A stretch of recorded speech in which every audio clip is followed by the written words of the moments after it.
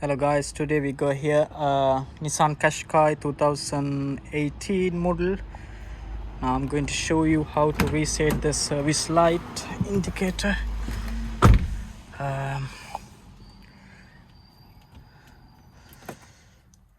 Turn on the ignition and the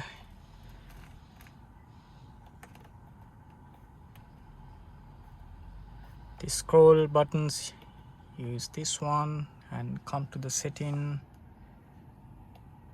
press OK, then select maintenance, service,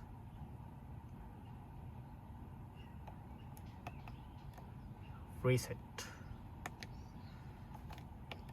Yes, job done. Thank you for watching guys. I'll see you with another video.